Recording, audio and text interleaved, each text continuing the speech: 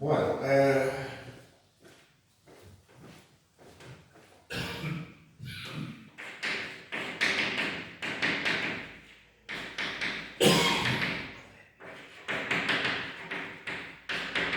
Imperio Bizantino o Imperio Romano de Oriente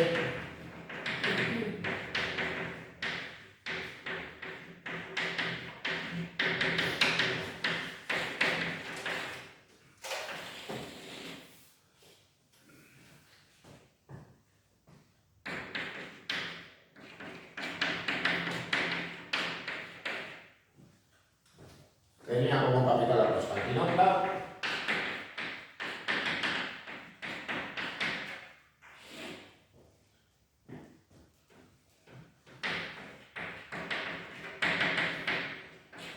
Surgió tras la división del Imperio Romano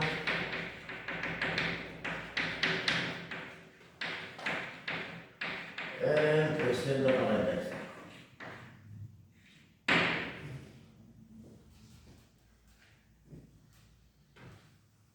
Bueno, su época de mayor esplendor vino a coincidir con el gobierno de Justiniano.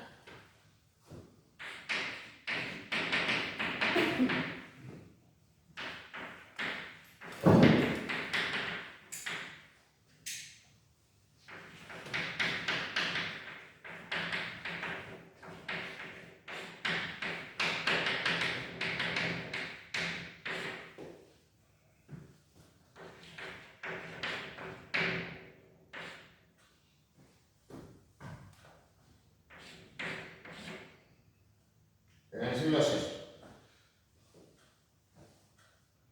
Bueno, Justiniano gobernó en aquella época y durante su imperio pues se reocuparon parte de los territorios del antiguo Imperio Romano. El Imperio Bizantino se extendió por el norte de África y la península itálica. Aunque no obstante, pues tuvo que enfrentarse a diferentes pueblos bárbaros como los ostrogodos de Italia o los vándalos norteafricanos, al tiempo que continuaba una guerra que se había iniciado con anterioridad y que se prolongaría todavía al siglo siguiente contra el Imperio Sasánida, el imperio persa de la época. Eso es lo que explica también estos enfrentamientos continuos, digamos que desgastaran al propio imperio y que expliquen, digamos, una primera fase de decadencia, porque a ese desgaste por esa expansión, al clima de guerra civil que se vivía por disputas religiosas en la época y al avance del Islam ya en el siglo siguiente, pues el imperio en el siglo VIII pues se había reducido simplemente a esto.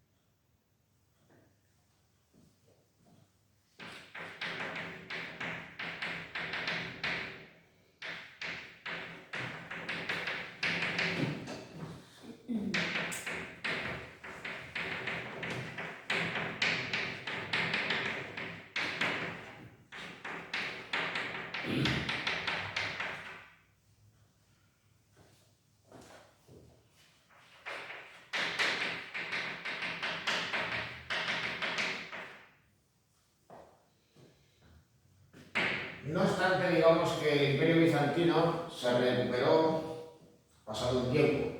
Sus fronteras se estabilizaron allá por el siglo IX y se podría decir, digamos, que en ese momento el imperio abandonó, digamos, su afán por restaurar el Imperio Romano tal y como era en el pasado, y digamos que se helenizó, se balcanizó al, digamos, localizarse su esfera de influencia simplemente en esta zona, el área de los Balcanes de Europa, el sur de Italia y la península de Anatolia, así como el área del Mar Negro.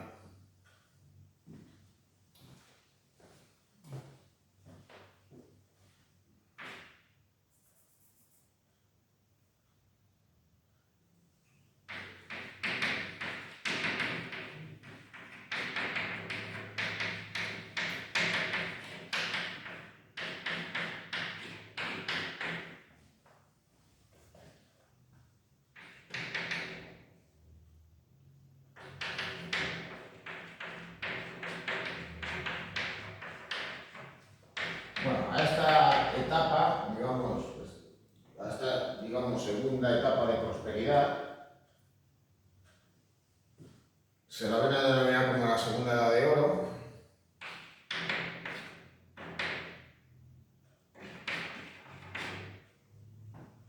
Pero luego ya, en el siglo XII, digamos que el imperio va a entrar nuevamente en crisis.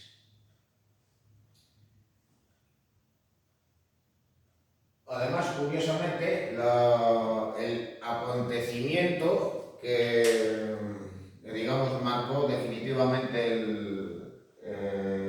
el ocaso del imperio y su posterior caída no fue protagonizado por aquellos pueblos que presionaban sobre sus fronteras, los musulmanes, los turcos, los búlgaros o incluso los vikingos, sino curiosamente los cruzados. Los cruzados, cuando realizaron las correspondientes cruzadas en Tierra Santa, tenían que contar, pues, con el apoyo del emperador bizantino. Pero en el siglo XIII se vieron inmersos en una disputa por la sucesión imperial. Así que, curiosamente, pues fruto de las mismas, porque ya os podéis imaginar que les ofrecieron dinero y riquezas, y ante el incumplimiento de las mismas, pues saquearon la ciudad y forzaron la división territorial del imperio, pues eso ya situó al Imperio Bizantino en una situación de gran debilidad, que explica que ya finalmente, en el siglo XV, pues se viera limitado simplemente a estos lugares. El área metropolitana de Constantinopla y su entorno cercano en el estrecho del Bósforo, la región correspondiente a Salónica y parte del Peloponeso. Todos los Balcanes estaban divididos en diferentes territorios y estados, que hicieron que progresivamente fueran presa fácil de los turcos otomanos.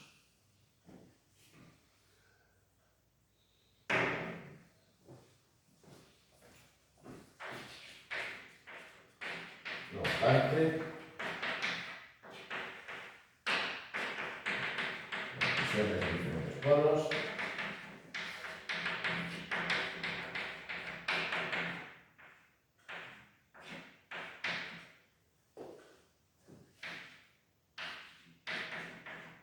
provocaron su decadencia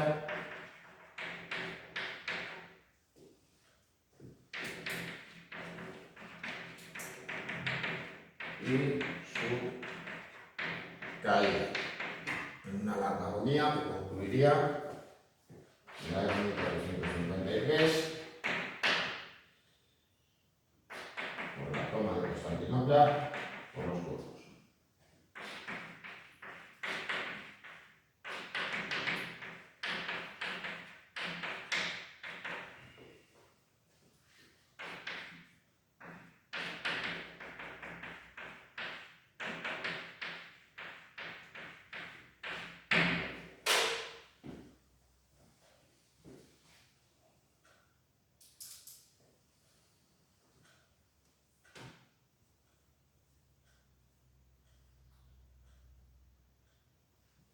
Bueno, por ello se reconocen tres etapas. La primera edad de oro, la segunda edad de oro y la tercera edad de oro.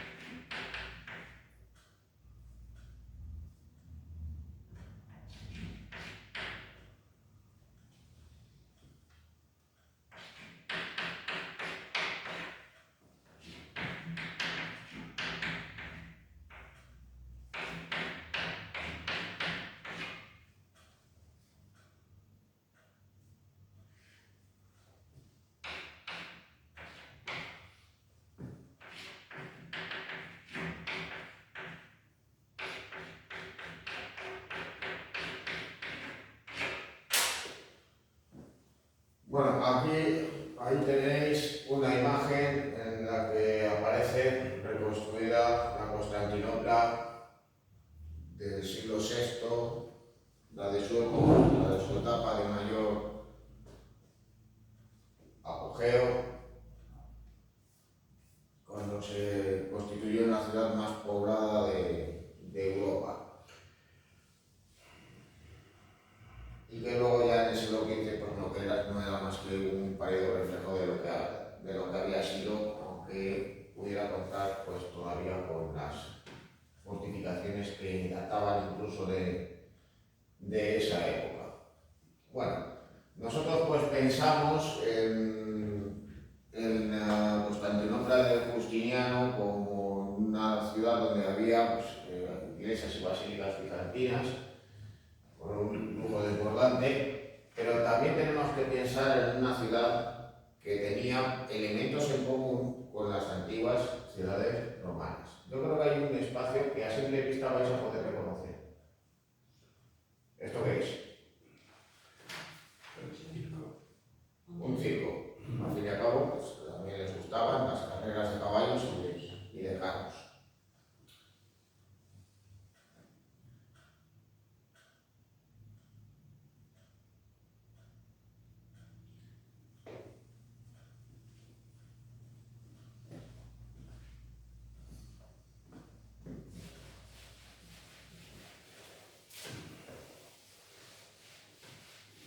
Bueno, ¿qué caracteriza al arte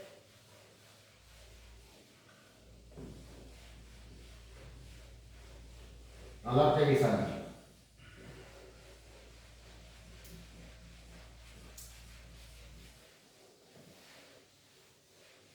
Pues se va a ver influenciado por los modelos paleocristianos, pero también curiosamente por el arte del Imperio Sasánida.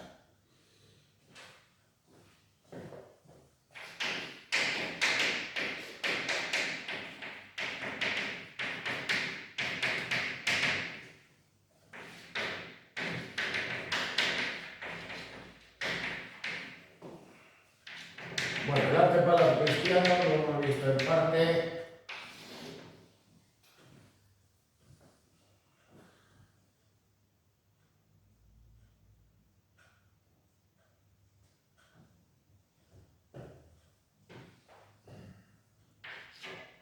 Lo hemos visto en parte a ver el arte en el Bajo Imperio Romano y cabe señalar que es un un nuevo estilo en el cual el simbolismo está más presente, se abandona el naturalismo y que responde también a una religión nueva y en auge.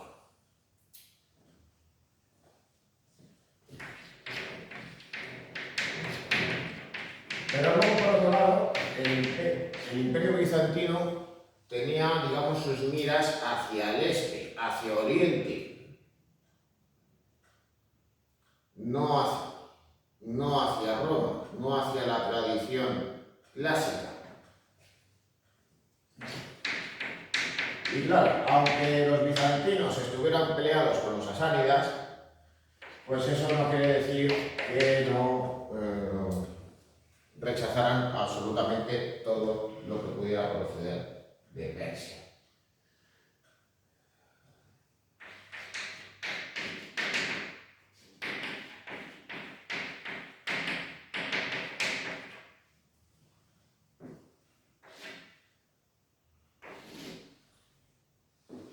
Bueno, ¿y qué era lo que buscaban los asánidas? Pues por un lado tendían hacia el lujo y el boato, esa tendencia hacia la ostentación muy dada en Oriente y que tenía ya sus raíces fijadas en la Edad Antigua, estaban presentes en el Imperio Sasánida. Y luego, por otro lado, estaba presente un marcado simbolismo. En un principio, los sasánidas se van a inspirar en los modelos mesopotámicos y del antiguo imperio persa Aquemenide, pero también se van a ver hasta cierto punto influenciados por el arte clásico de Roma, a la hora de realizar obras propagandísticas, a la hora de dotar de más bulto a las representaciones, pero eso sí, con una iconografía propia, como por ejemplo estos relieves que se encuentran en Taki Bostan, una de las en esa necrópolis real donde se enterraban los emperadores y donde está presente pues la representación de uno de sus emperadores acompañadas por las divinidades propias del mazteísmo.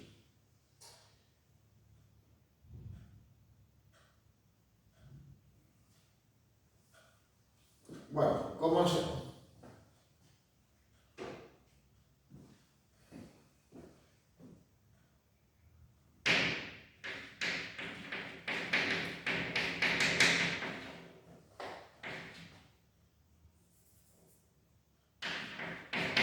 Bueno, su estética además estaba marcada por una cuestión muy simple.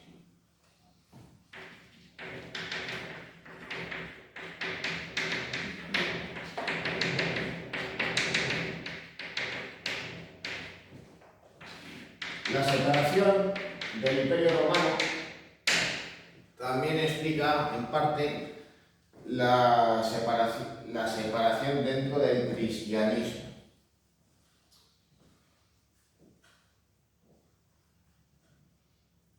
Me explico. Con el tiempo, el Papa de Roma se convierte en una figura importante, o incluso más importante que otros gobernantes en Europa Occidental. Se convierte en algo más que un referente moral y religioso, ya que se consideraba pues, no solo pues, cabeza de la Iglesia, sino también un gobernante pues, equiparable a cualquier rey. Hay que tener en cuenta que aquellos que fueron proclamados y coronados emperadores tenían que serlo por el Papa. Sin embargo, en el Imperio Romano de Oriente esto no sucedía. El puesto de emperador era más estable y en Constantinopla pues, existía la figura del patriarca, que vendría a ser, pues, digamos que algo inicialmente semejante a un obispo o un arzobispo. Bueno, con el tiempo habrá diferencias religiosas entre el papado y la cristiandad del Imperio Bizantino, con lo cual acabará habiendo un cisma. Habría que tener en cuenta pues, que la religiosidad en Oriente era diferente, se atendía más, pues, sobre todo, a los ritos y a las ceremonias, con un carácter digamos, más simbólico.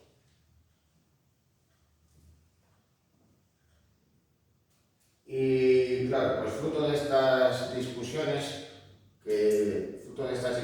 pues finalmente acabó habiendo una ruptura entre Roma y Constantinopla, surgiendo, por tanto, la Iglesia ortodoxa. A todo ello, pues también había que sumar otro factor, y es que los pueblos eslavos del este de Europa van a ser cristianizados, pero van a ser cristianizados por sacerdotes ortodoxos. Así que, claro, la cristiandad de Rusia, de Ucrania, etcétera, pues viene a estar marcada también por esta religiosidad. Cuando estamos pensando en iconos bizantinos, estamos pensando también en las representaciones religiosas de las iglesias y monasterios rusos, por ejemplo. A todo ello, pues esta iconografía propia del arte bizantino va a tener su reflejo en Occidente. Hay que tener en cuenta de que los pueblos bárbaros eran pueblos, digamos, sin una tradición cultural y sin la pericia, digamos, técnica que tenían los artistas de la antigua Roma. Así que, claro, ¿qué referente podían tener? El suyo propio a la hora de realizar esculturas o pinturas, o lo que estaba realizando por aquel entonces en Bizancio, en el Imperio Bizantino. Por ello, pues esta estética va a ejercer una poderosa influencia, sobre todo en aquel lugar más cercano, es decir, Italia. Por eso,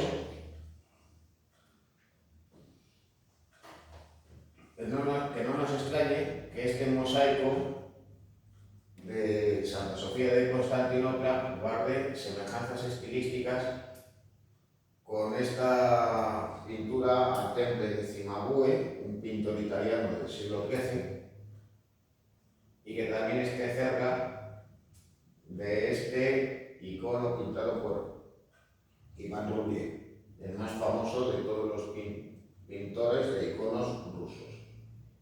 Y de todos modos, pues aquí tenéis otro ejemplo de obra de André Roulier, La Trinidad.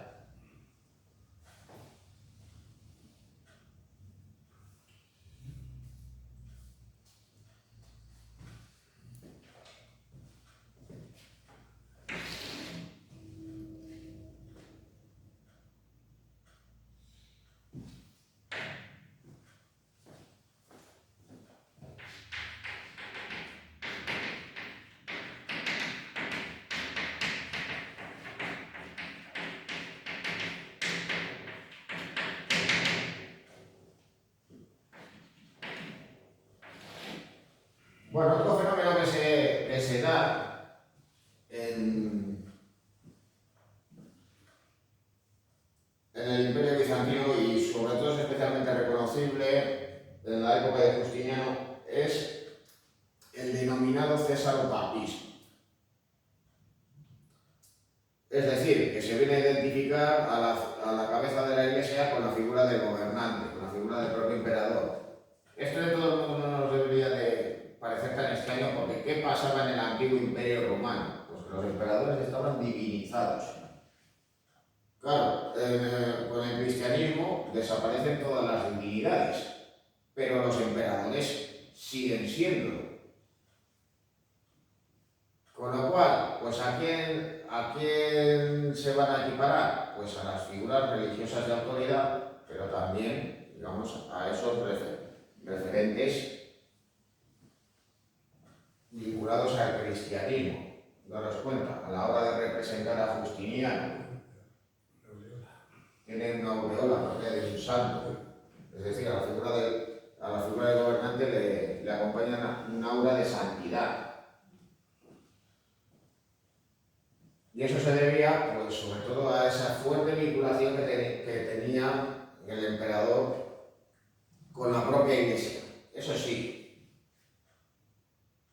eso fue especialmente marcado durante la primera edad de oro. Luego ya posteriormente, con la decadencia del imperio, digamos, ese cesarpapismo fue cediendo en buena medida.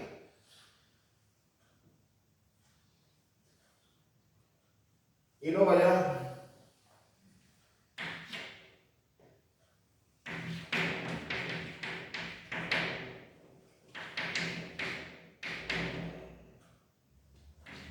es un arte en el que los suntuarios, el lujo, va a estar muy presente.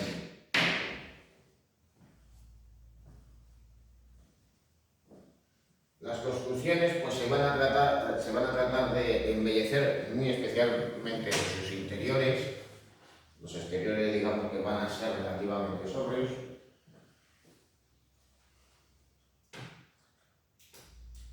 Y se va a tender al lujo y a la magnificencia. Cuando estamos pensando en iglesias, en basílicas bizantinas, estamos pensando en edificios que están completamente recubiertos de mosaicos. Y si no lo están, pues pensamos que han podido ser destruidos o que han desaparecido con el tiempo, o que han sido borrados bien por las luchas iconoclastas, bien por haberse convertido en mezquitas musulmanas. No obstante, también hay que señalar una cosa: con el paso del tiempo, ¿qué es lo que sucede?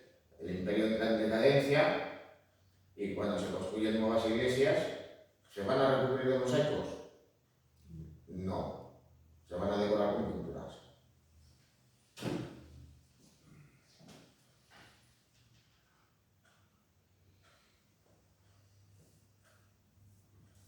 Bueno, la arquitectura.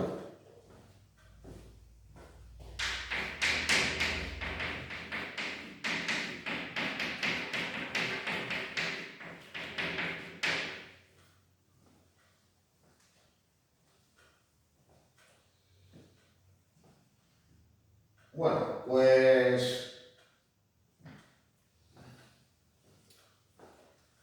hay que señalar que va a estar influenciada por los modelos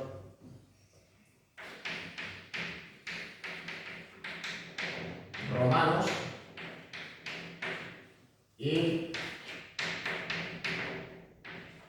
por el arte paleocristiano.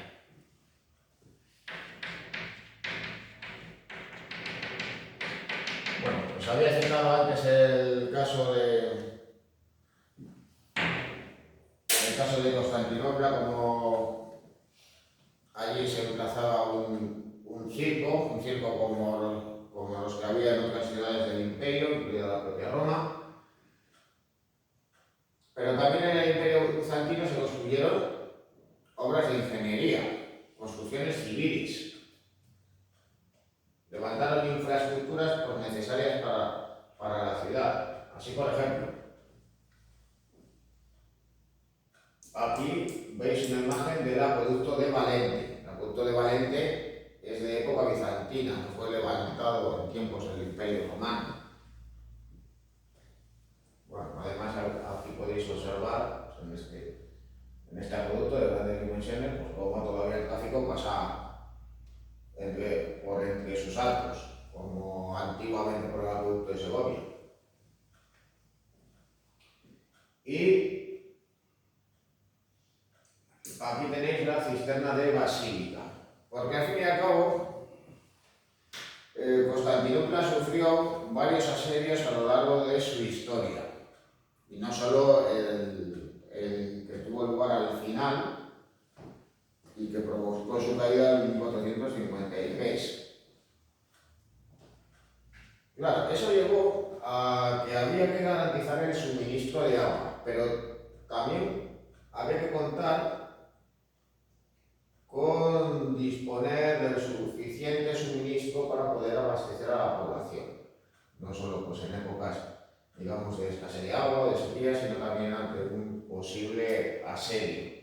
Ni que decir tiene que la propia ciudad estaba fortificada, rodeada de murallas. Tenía un doble perímetro, fruto de la expansión de la misma, pues, bueno, el perímetro más amplio venía a corresponder con las murallas de Teodosio, que luego ya posteriormente también serían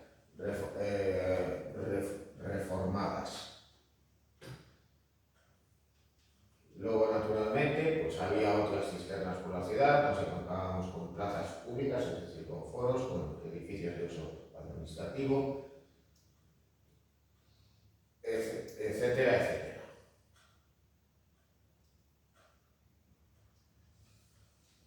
Bueno, ¿qué caracteriza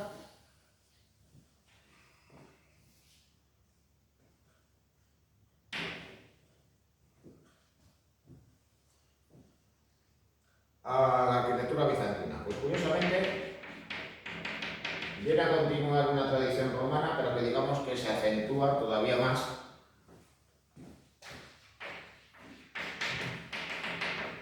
en esta época.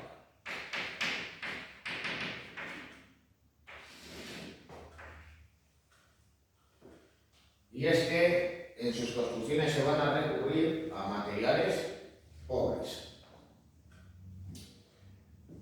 Se va a recurrir al tapial, se va a recurrir al ladrillo, pero claro, también buscan disimular la pobreza de las construcciones. Sobre todo en los interiores.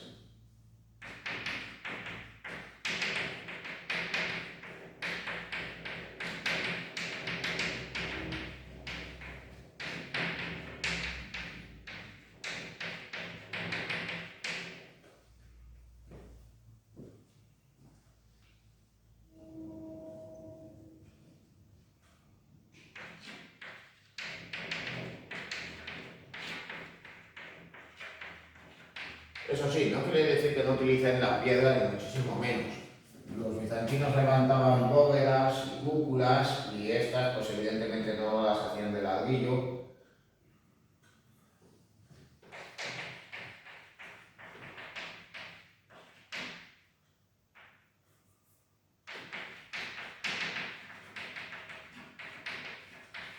Aunque de todos modos buscan fórmulas para poder cubrir espacios amplios sin que la estabilidad del edificio se vea comprometida.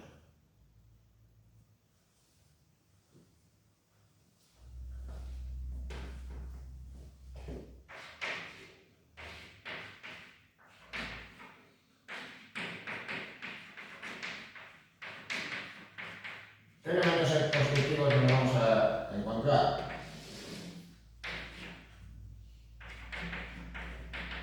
Los elementos que luego van a estar presentes en la arquitectura del románico: la bóveda de cañón idealista, y luego por otro lado la cúpula. Los romanos ya utilizaban la cúpula para cubrir un espacio, pero los romanos lo que pensaban era utilizar ese sistema para cubrir un espacio circular. Pero en esta época, ¿qué era lo que pasaba?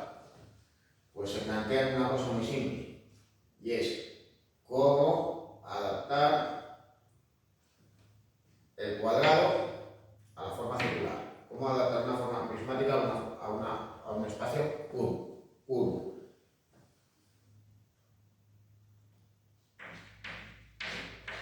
Así que van a utilizar las pensinas para convertir ese espacio cuadrado en un espacio circular.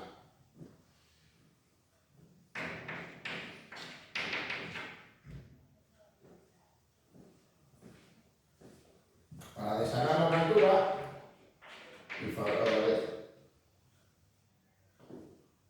y favorecer la iluminación del interior,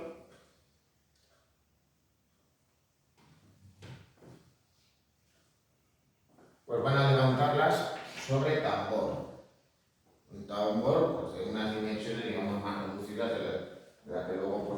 pero se utilizará en San Pedro del Vaticano. Aquí lo podéis observar. Precisamente en Santa Sofía de Constantinopla. Se abren ventanas aquí sobre el tambor y estas son las pechinas. Lo que no tiene esta cúpula es una linterna.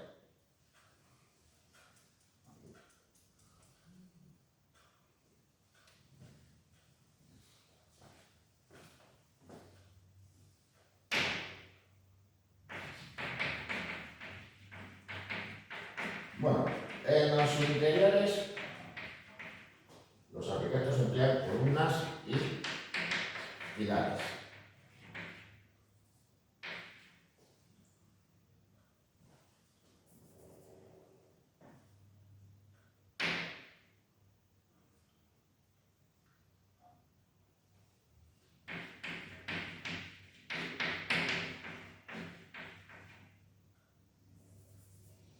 Y luego ya en el exterior van a utilizar contrafuertes, otro elemento que estará presente en la arquitectura del románico.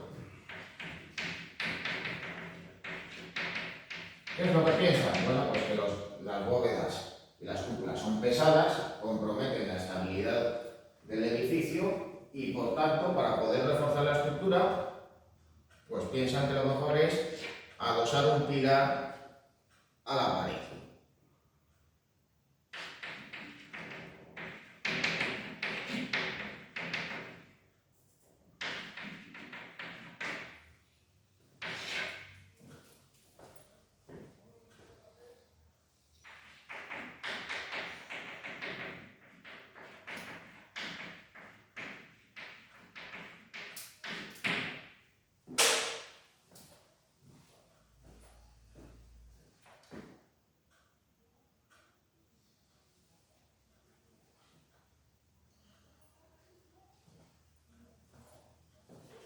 Bueno, otro elemento a destacar es el abandono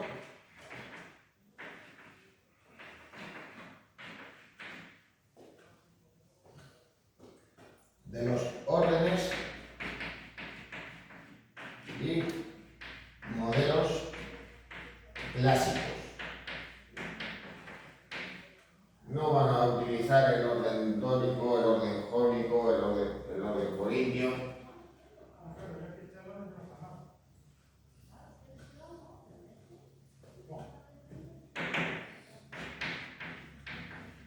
Así, los capiteles de las columnas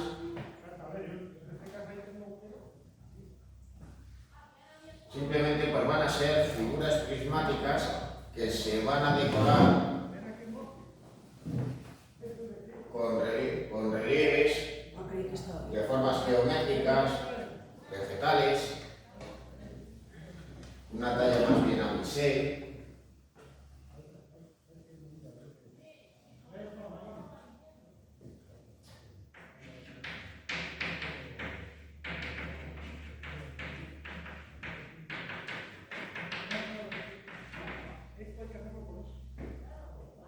Y luego además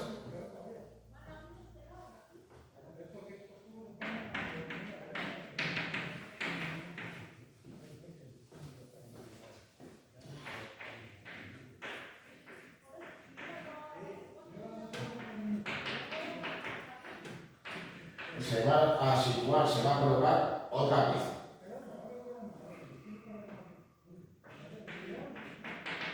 Un cimacio. Un cimacio pues es una pieza prismática que se pone por encima del capitel como si fuera una especie de zapata y que también se va a decorar con relieves. Aquí lo tenéis, esta pieza.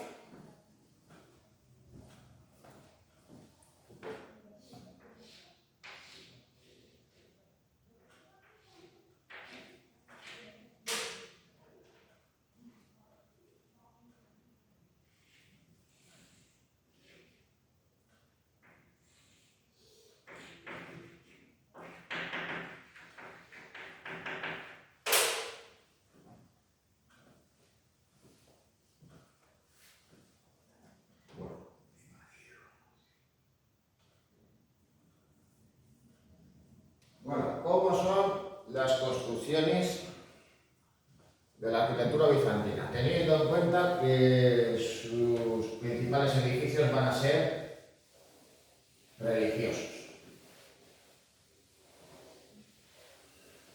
Bueno, pues se van a inspirar, por tanto, en los modelos paleocristianos. Aunque de todas maneras hay que tener en cuenta de que hay un edificio construido en esa época que va a ser especialmente influyente.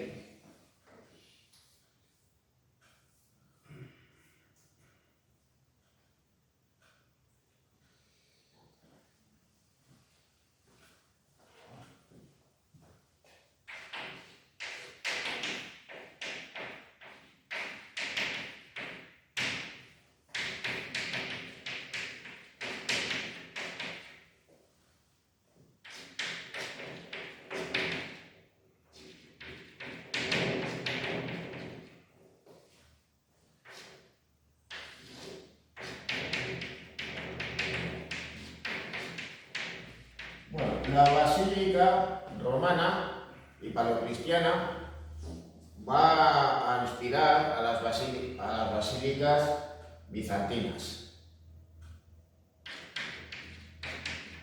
Es decir, se van a construir edificios que estaban divididos en naves, que contaban con artes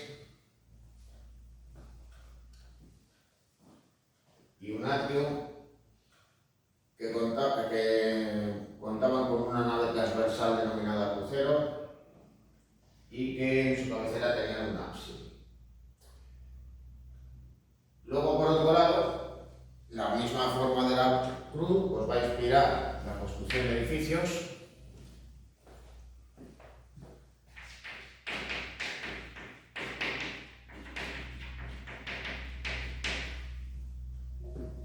con lo cual las iglesias van a tener planta de cruz griega.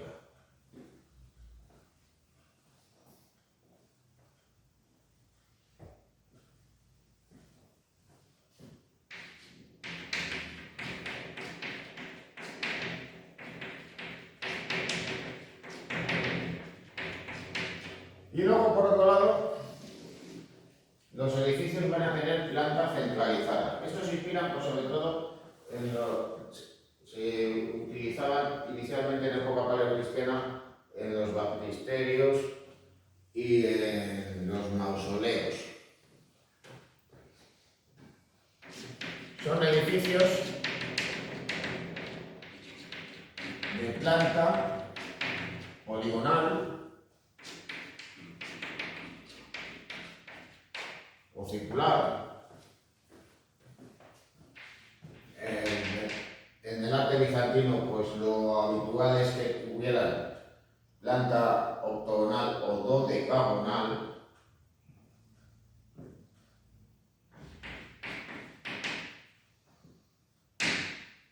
que vendrían a estar cubiertos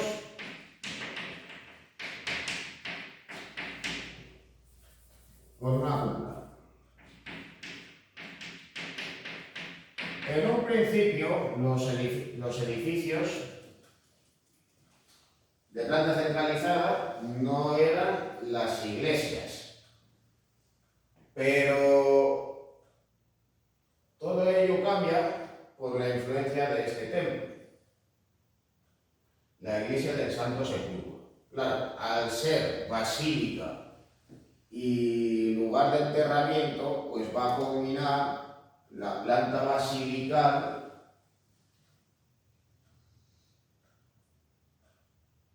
con la planta centralizada. Claro que en un principio, en esa época, que es lo que se piensa, pues en dos espacios diferenciados, uno destinado al lugar de enterramiento, con la rotonda, y otro espacio destinado a la basílica. Pero claro, también se empieza a pensar que ¿por qué no combinar los dos tipos de plantas? ¿Por qué no recurrir a un espacio centralizado y a un espacio con una planta basílica?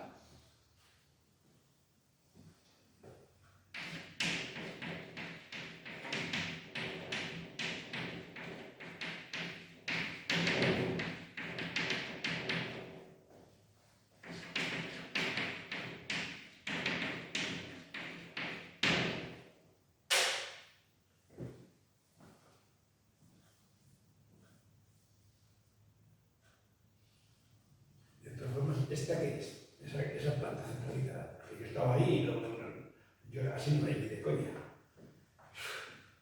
No, es que es un edificio que de todos modos luego ha tenido muchas modificaciones posteriores, como se puede constatar incluso en la propia cúpula, pero claro, es un edificio que su origen es del siglo IV, pero que luego en el siglo XI fue modificado, luego posteriormente también en el XII, etc. Pero eso se considera una cruz griega, por ejemplo, lo que está debajo de la cúpula, ¿o no? Eso, o es una planta centralizada. No, es una planta centralizada. ¿no? Porque sería como una girona, le puedo dar una vuelta ahí. Sí, tiene un ambulatorio.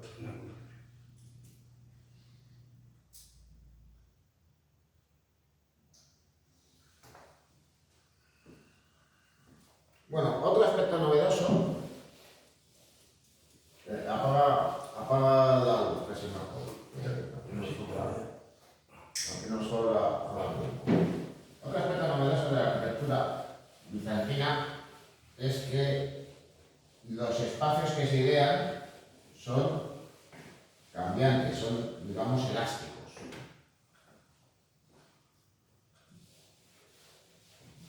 ¿Y eso a lo que se debe? Pues al empleo de la luz.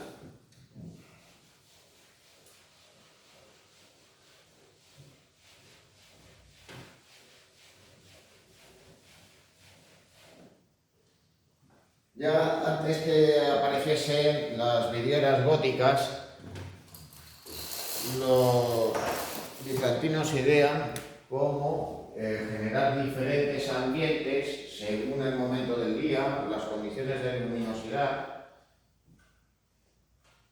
buscando también generar espacios de luces y sombras. Y teniendo en cuenta también que la luz del interior va a ser muy diferente de la del exterior por una cosa muy simple. Y es que si el edificio se cubre de mosaicos, la luz se va a ver tamizada. No hay más que ver pues estas dos imágenes de Santa Sofía de Constantinopla en diferentes momentos del día. Hay que tener en cuenta de que no se conservan todos los mosaicos y buena parte de los mismos han sido tapados, pero los efectos lumínicos son muy diferentes por el empleo de diferentes materiales en su construcción.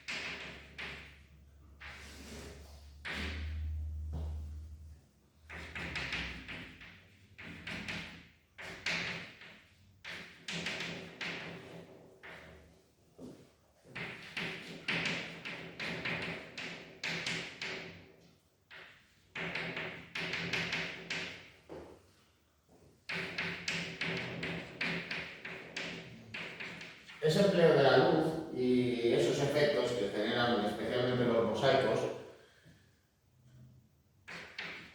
crean además, digamos, una atmósfera diferente, única, digamos que sobrenatural y mística, muy diferente del exterior.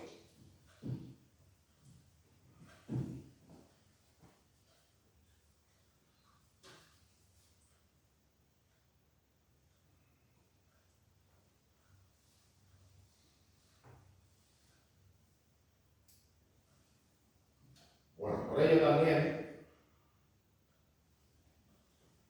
hay que señalar que todo el espacio que se idea viene marcado por un especial simbolismo.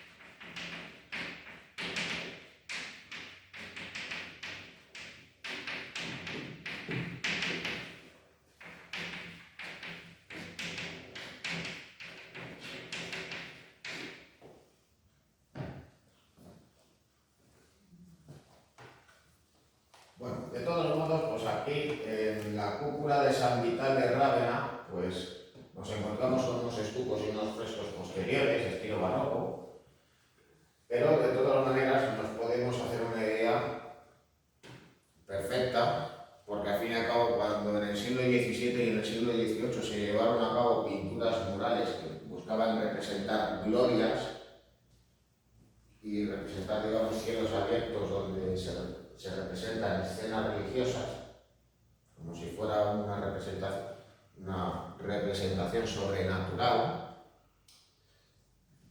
no vienen más que a continuar esa idea que existía en el arte bizantino,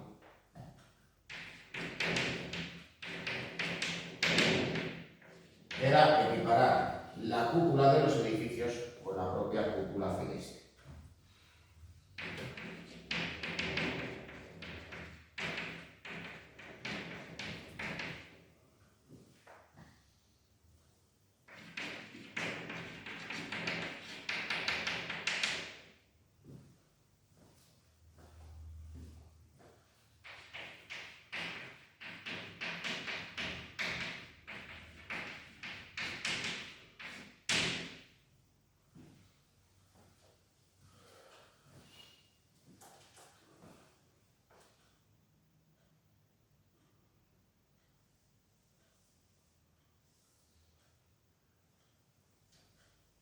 Bueno, en las basílicas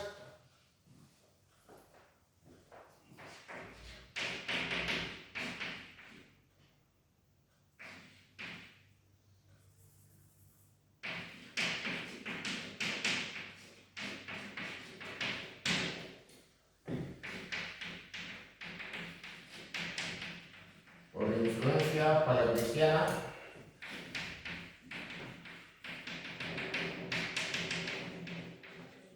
existían diferentes espacios.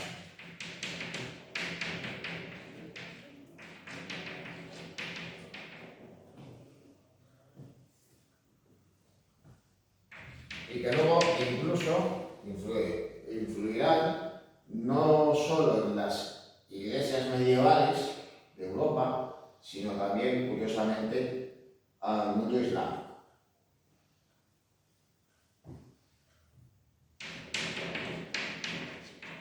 Bueno, en primer lugar, ¿qué teníamos que hacer para entrar a una basílica bizantina? Pues en primer lugar, entrar a su patio, al atrio.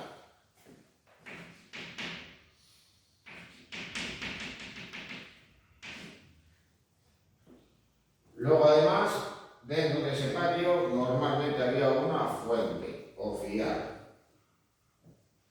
Se identificaba, pues, el hecho de limpiarse como un elemento de purificación.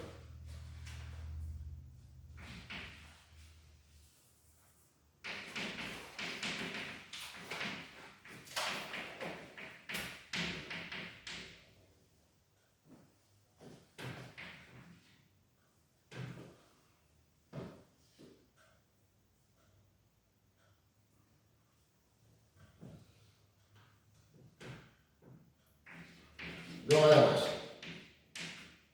¿dónde podían entrar aquellos que todavía no habían sido bautizados? Pues solamente podían acceder al atrio. Claro, luego estaban aquellos que habían sido introducidos en los misterios de la fe, que acababan de ser bautizados, pero digamos que no podían, asistir a todo aquel ceremonial. Eran los llamados catecúmenos.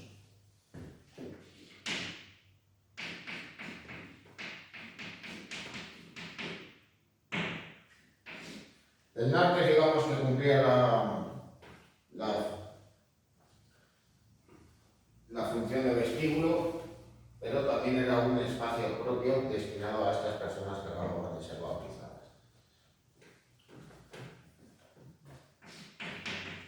Era un espacio previo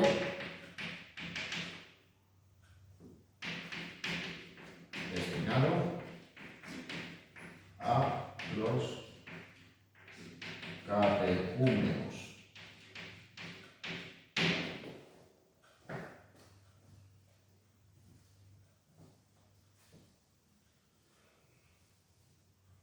Bueno, luego ya estaba pues propiamente el cuerpo de iglesia, la naos.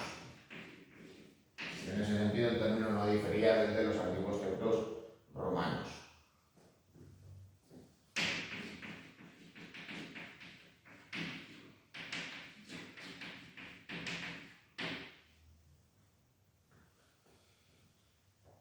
Claro, una naos podía estar dividida en naves si era de planta basilical, pero si era de planta centralizada, como por ejemplo San Vital de Rávena, entonces podía contar con una nave que la circunvalara. Así que podía contar con un deambulatorio.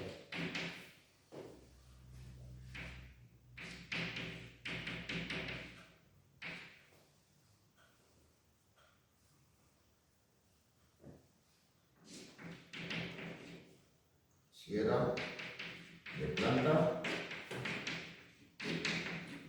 centralizada.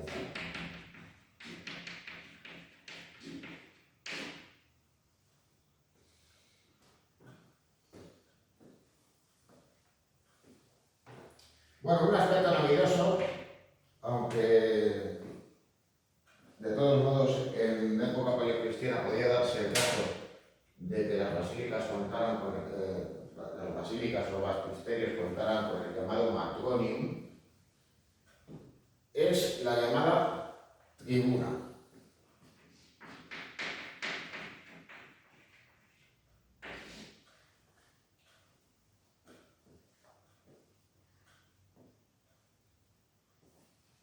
Era una nave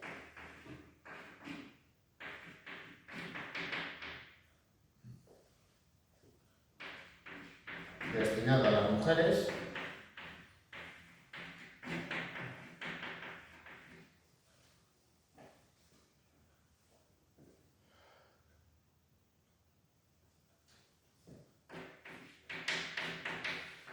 situada sobre las naves, es decir, que si una iglesia contaba con un deambulatorio, la tribuna iba a estar sobre ese mismo, sobre esa nave.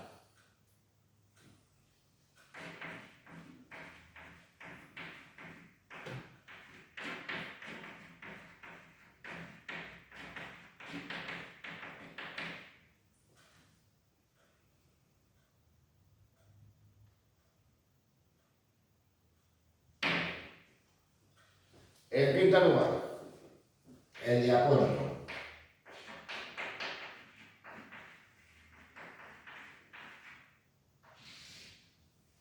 El nartes, la naos y la tribuna estaban destinados a los fieles, pero el diacónico estaba destinado a los sacerdotes.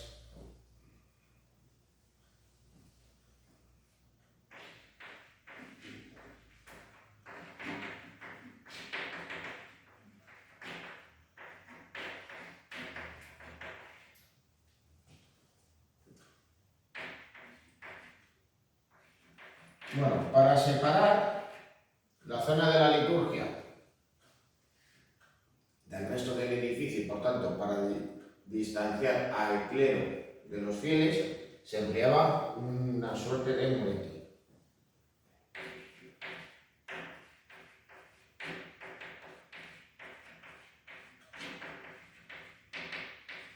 El iconostasio o iconostasis.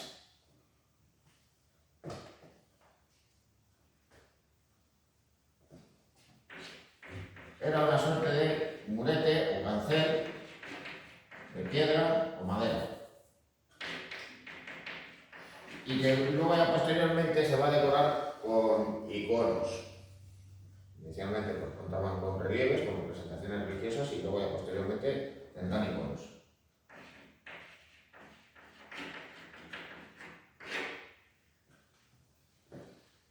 Y luego ya pues otros espacios propios de las iglesias, de las basílicas, eran el lugar donde estaban los objetos litúrgicos, que que se llamaba prótesis. Ahí había puesto diacónico ni era el presbiterio.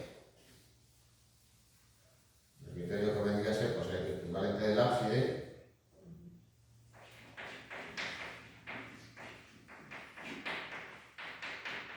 El diacónico pues, era el lugar donde se vestía y desvestía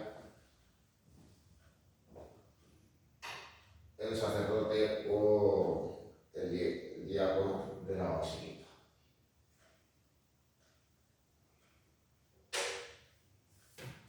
O sea, la tribuna y el ginoceo, lo mismo, aquí. Sí, bueno, en la basílica precristiana se la llamaba matrimonio, pero no vendría a ser más que el equivalente de lo que pasaba en las propias viviendas. Estaba el gineceo, que era el lugar donde estaban las mujeres. En los espacios religiosos pues sucedía lo mismo, se separaba a las personas de diferente sexo. Claro, actualmente pues no sucede así, pero ¿qué era lo que pasaba en su momento en la iglesia? Pues los hombres estaban a un lado y las mujeres al otro.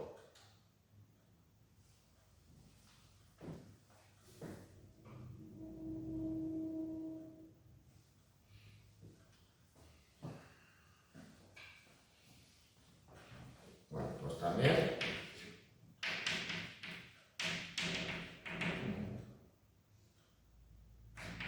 la prótesis y el diacónico.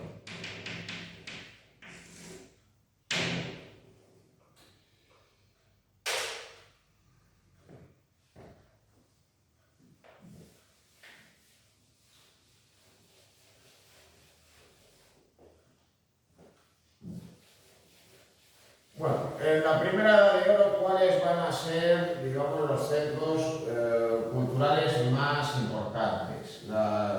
¿Dónde se van a localizar las construcciones más relevantes?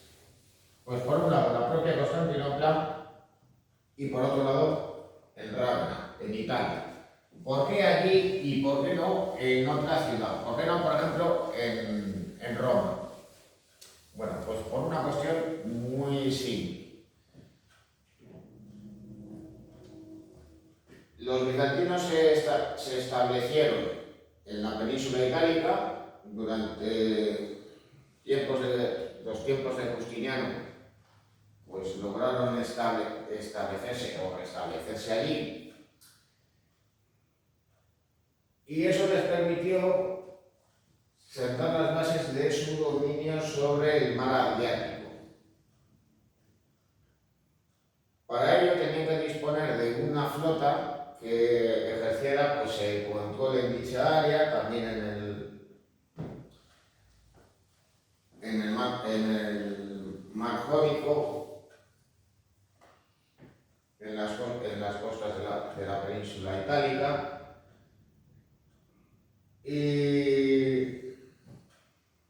Y por tanto, pues tenían a Rávena como el lugar donde se encontraba su flota. Claro, luego ya con posterioridad, Rávena sería una localidad que entraría en decadencia y su lugar en la historia sería ocupado por Venecia. Pero esa ya es otra historia. Así que, de todos modos, pues en aquella época, la segunda localidad en relevancia dentro del Imperio Bizantino fue Rávena, en el centro de Italia, en la costa del mar Adriático.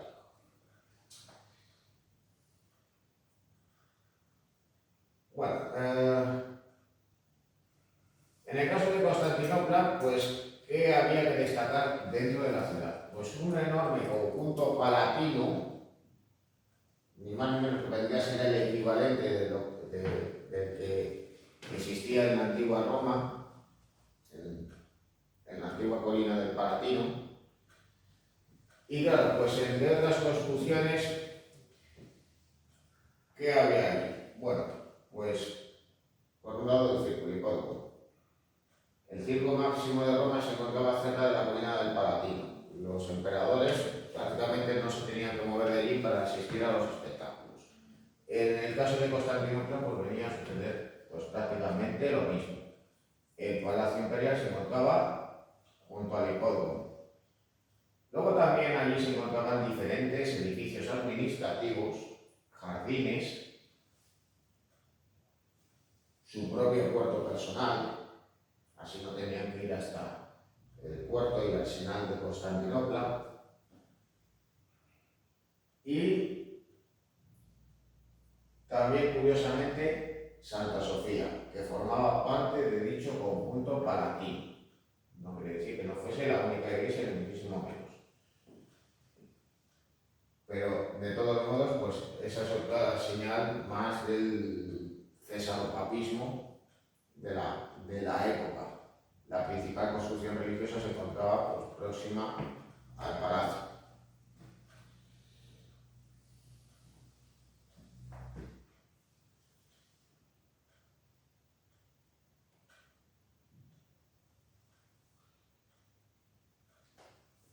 Bueno,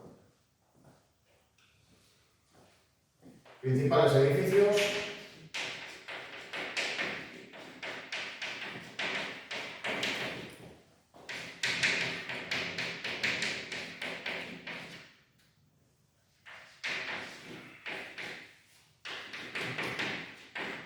De la primera edad de oro. Bueno, el caso ya concreto de Santa Sofía de Constantinopla lo tenemos como obra destacada, pero naturalmente pues hay que mencionarlo antes de seguir con otros ejemplos en Constantinopla y en Tracia.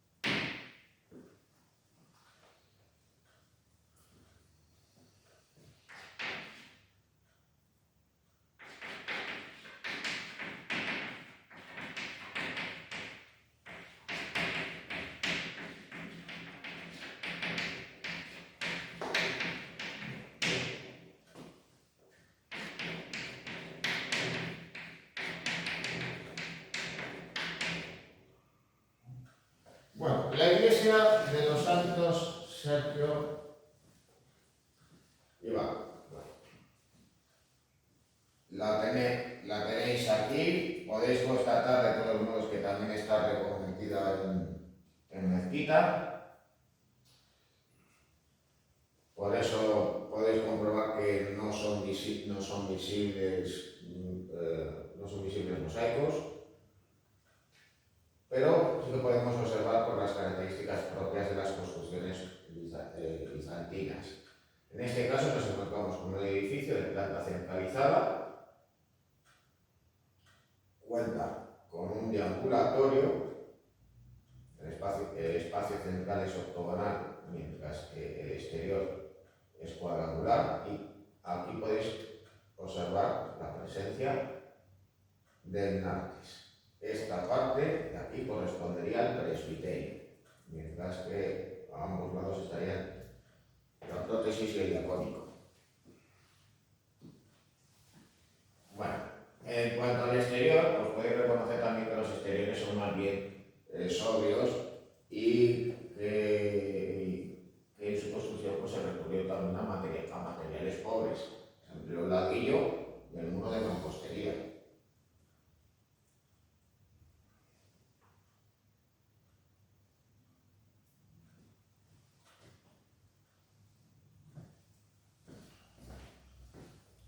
Bueno, la iglesia de los Santos Apóstoles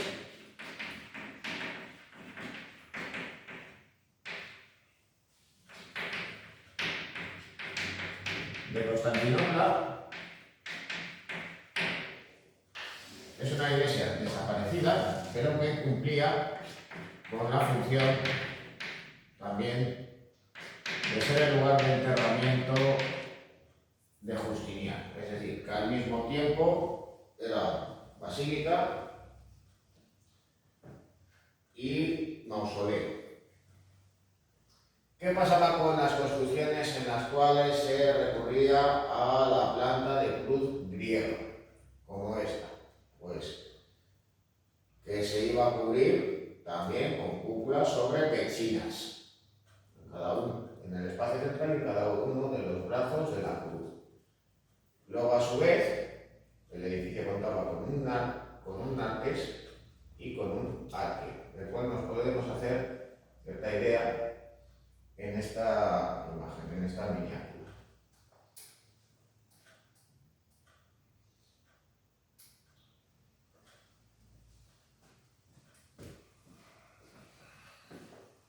Ya en Rávena, pues cabe citar las iglesias de San Vital,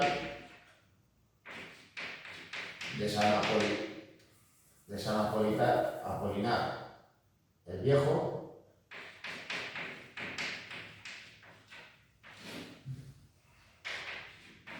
y de San Apolinar Inclasi, es decir, San Apolinar en el puerto.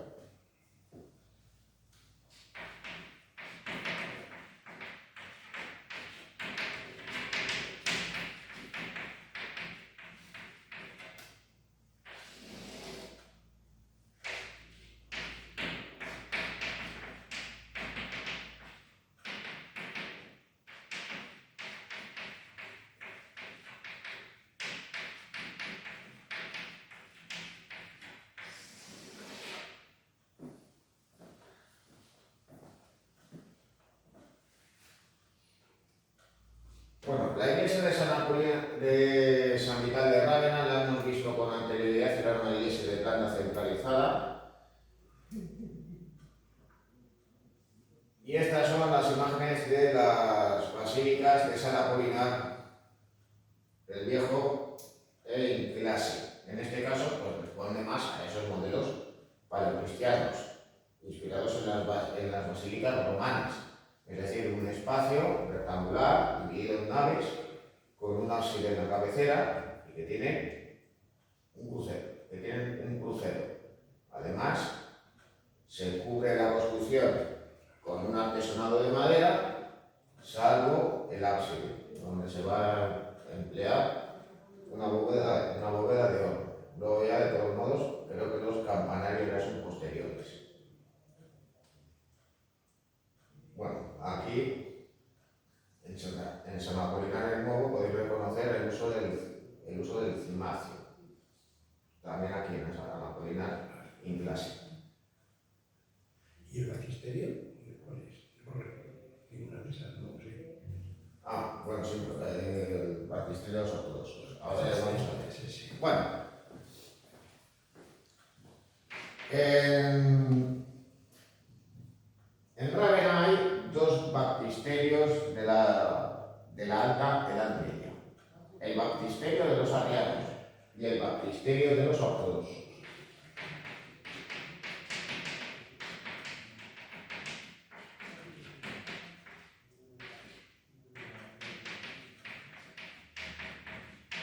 ¿Cómo eran los baptisterios? Pues eran edificios de planta centralizada, es decir, de planta octogonal, cubiertos con una cúpula en cuyo centro estaba la pila bautismal.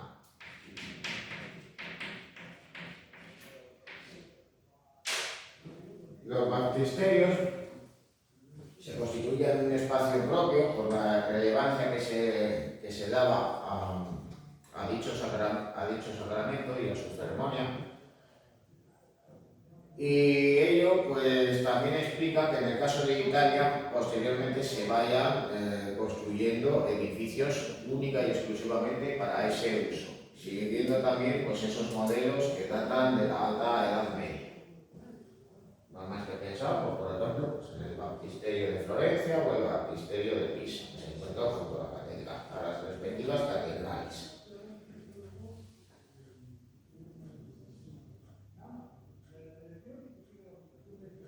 Bueno, en San Vital de Rávena veis la imagen del exterior, donde curiosamente, además de contrafuertes, podéis observar cómo se utilizan arrotantes.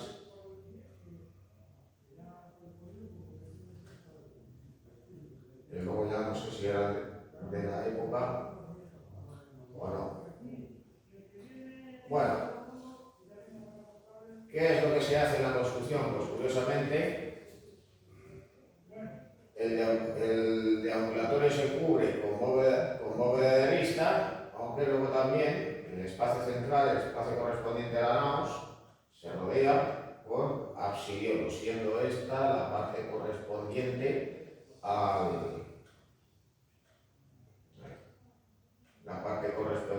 al presbiterio. Este sería el antes, y esto que veis aquí son las torres correspondientes a la iglesia.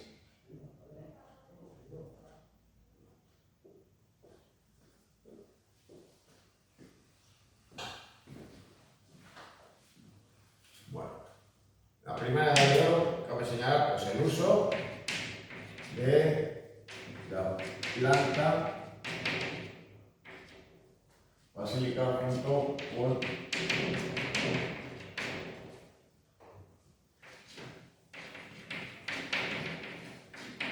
la centralizada. Digamos que por la proximidad en el tiempo los modelos paleocristianos estaban más presentes y por ello pues, son reconocibles en el caso de las iglesias de Rávena, como hemos visto antes. En el caso de Santa Sofía ya veremos pues, cómo curiosamente se combina la planta basilical con la centralizada.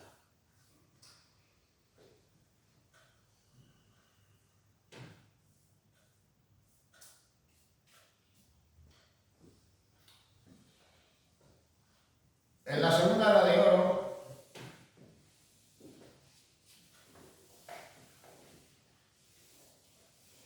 que se va a visibilizar.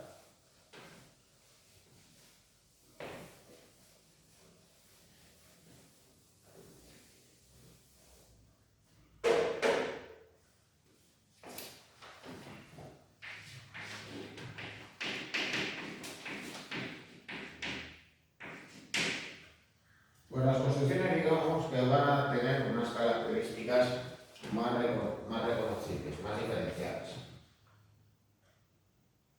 Digamos que el arte bizantino se heleniza más y se aleja de esos patrones paleocristianos, en cierto modo también debido a las luchas iconoclastas. Bueno, aquí observáis cómo el ábside del presbiterio se decora con una cruz. Pues bien, la iglesia no tenía mosaicos, fruto también de esas luchas iconoclastas.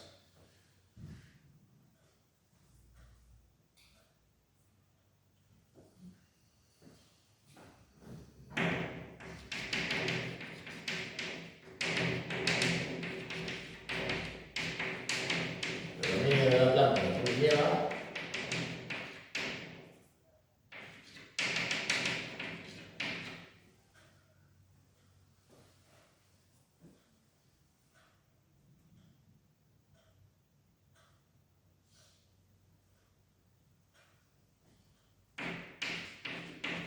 Y un uso más frecuente de la cúpula sobre pechinas para cubrir pues, prácticamente todos los espacios.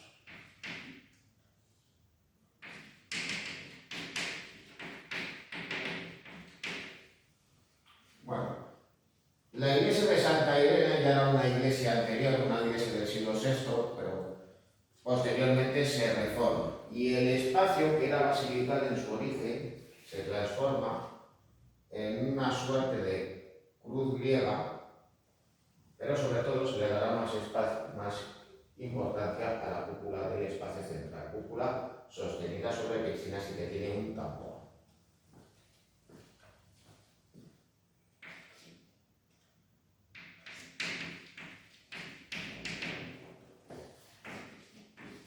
Santa Irene de Constantinopla.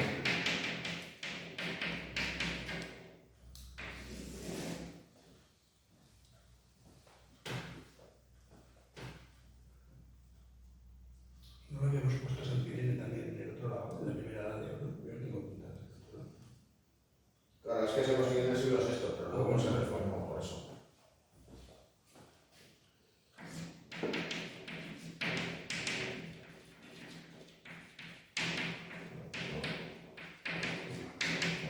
siglos VIII.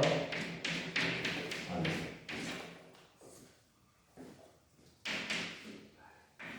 Bueno, San Marcos de Venecia. El exterior del edificio, digamos que nos lleva a engaño sobre la época en la que se construyó. Tiene añadidos posteriores en su fachada. Campanile creo que es de inicios del siglo XX, y que había reemplazado a otro que se derrumbó. Aquí me voy a señalar una cosa, y es que el edificio tiene planta de cruz griega y cuenta con un nartes que en cierto modo parece una suerte de deambulatorio, porque curiosamente rodea parte de este brazo de la cruz. Espacio que también se va a cubrir con cúpulas de menor tamaño, cúpulas que de todos modos ya posteriormente se rematan con una suerte de linterna bulbosa, ya por esa influencia orientalizante que tiene la ciudad.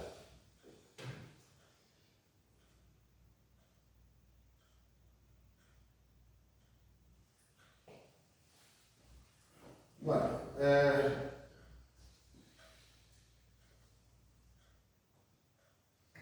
claro, con la decadencia del Imperio Bizantino, las construcciones en Grecia, en el territorio de Constantinopla, pues van a ser mucho menos ambiciosas, van a tener un tamaño mucho menor.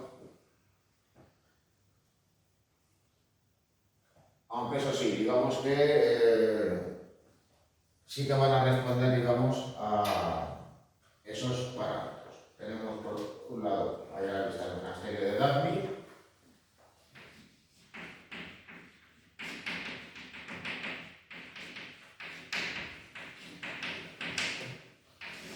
Dafni, ¿dónde es? ¿Está esto? ¿En Grecia o Italia? No, en Grecia. Y el monasterio de Soloukas, que es el creo que deben estar los dos en el Pino.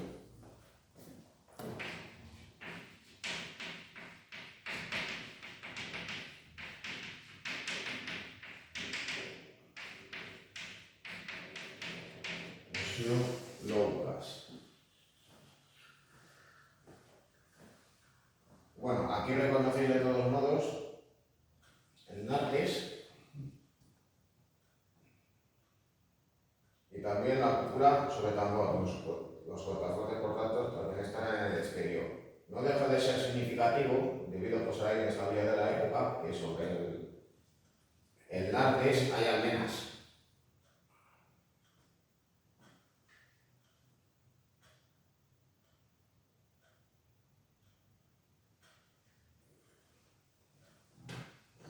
Bueno, durante la Segunda Edad de Oro tiene lugar la difusión del arte bizantino hacia el este de Europa, hacia territorios de la actual Ucrania, de la actual Rusia, de la actual Bielorrusia. Y hay que señalar también que en esa época, además de estar en contacto con el mundo asiático, pues no mucho tiempo después, los mongoles llegaron a dichas tierras. La famosa Horda de Oro, que conquistó territorios muy amplios y que sometió durante una larga época a dichos pueblos eslavos, pues traían también sus propias manifestaciones artísticas. Con lo cual, pues empiezan a construirse iglesias con unas características, digamos, diferentes a las de Constantinopla y a las del Imperio Bizantino. Por un lado, se tiende más a la verticalidad y por otro lado, se incorporan las cúpulas bulbosas. Las cúpulas de las construcciones que nosotros podemos asociar a los edificios de Samarcanda o al Taj Mahal están presentes también en las iglesias ortodoxas rusas. Y un ejemplo temprano de ello es la iglesia de Santa Sofía de Novgorod.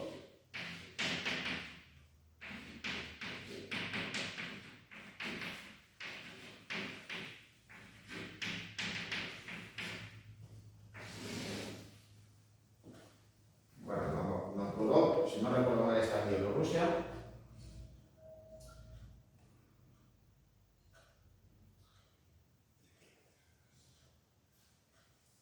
Luego, naturalmente, todas estas iglesias pues, fueron muy remodeladas con posterioridad, pero siguieron respondiendo, digamos, a estos modelos, con esas cúpulas bulbosas levantadas sobre tambores muy elevados, tratando de acentuar su verticalidad. En nombre de Y claro, aunque tenga elementos que nos puedan recordar también al arte neoclásico, como ese frontón, pues también pues observamos pues, esas características propias de estas construcciones, ¿sí? ¿Qué te decir? ¿Por qué tanta Sofía en todos lados? Ah, eso a mí no me preguntes. Igual que En todas las iglesias, igual porque en los años 40 Sofía, todas las mujeres las bautizaban como Marías o Cármenes o María de Carmen. será el equivalente a María aquí, ¿no? Porque toda Santa Sofía, la reina también se llama Sofía, la reina o emérita, vamos a ver. A ver, Santa Sofía de quién?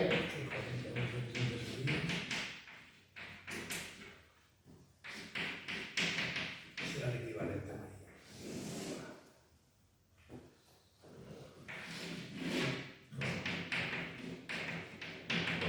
Iglesias ortodoxas rusas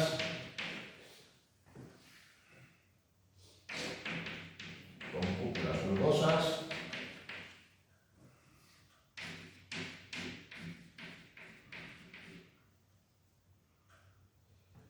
y tendentes a la verticalidad.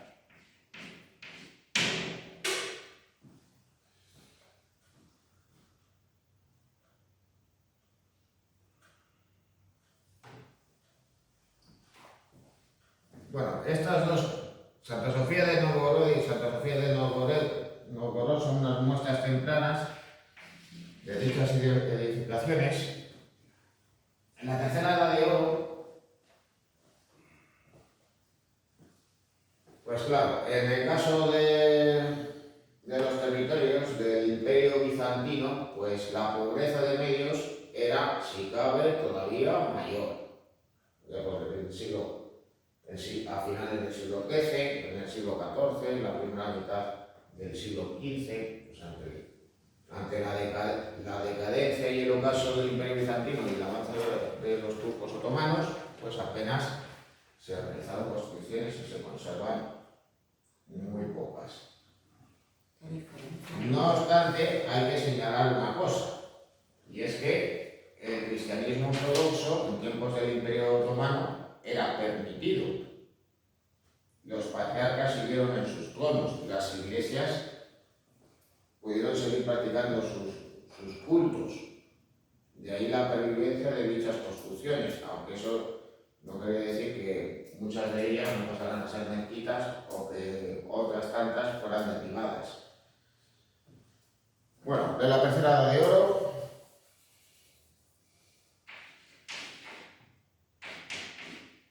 ya para ir acabando por hoy.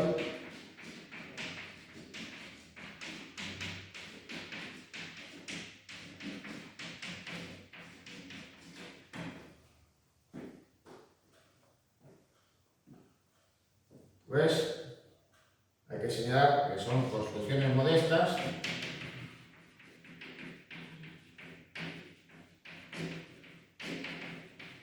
aunque también por el contacto con otras culturas, pues se manifiesta un mayor interés por ornamentar el exterior.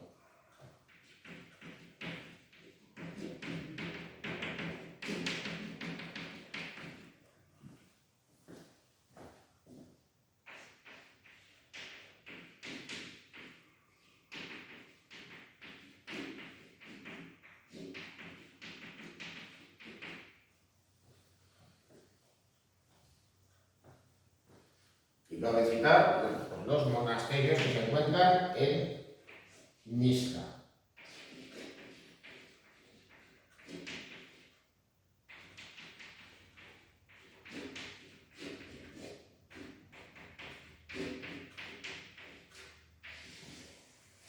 Bueno, cuando pensamos en monasterios ortodoxos griegos, pues estamos pensando en Meteora, en todos esos lugares, ya digamos un tanto alejados.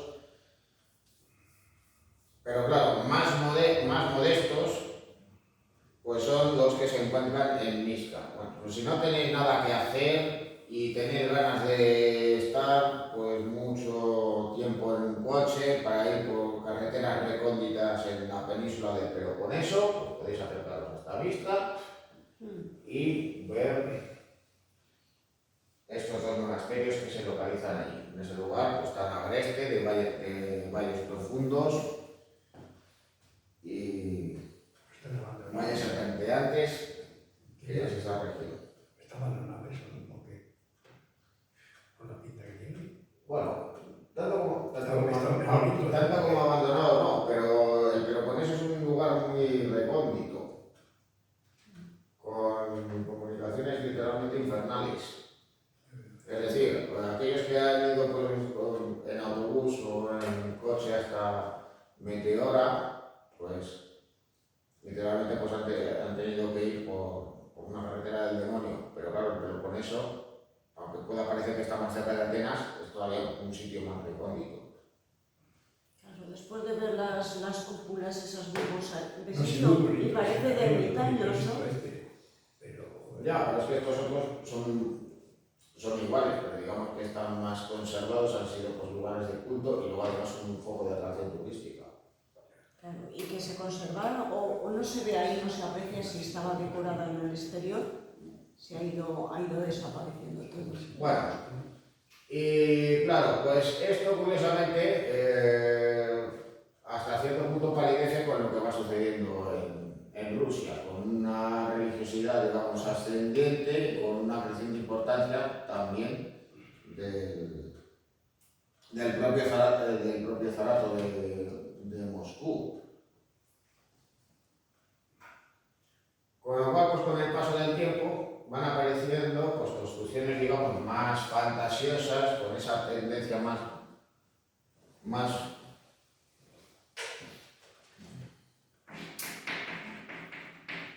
reconocible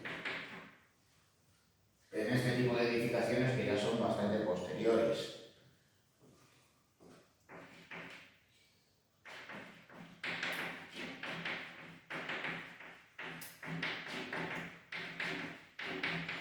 Tenéis por un lado pues, la propia Catedral de San Basilio de Moscú, el lugar que es conocido como la Tercera Roma. Claro, la primera Roma es Roma, la segunda Constantinopla, la tercera Moscú. Y luego ya, pues, ya posterior del siglo XIX, dentro de ese estilo, digamos, ecléctico de la época, pues nos encontramos con la iglesia de Salvador sobre la sangre derramada de San Petersburgo. Creo que además es el lugar donde se encuentran los restos del zar Nicolás II y de su familia. Bueno, con esto pues ya hemos terminado por hoy. Muy bien.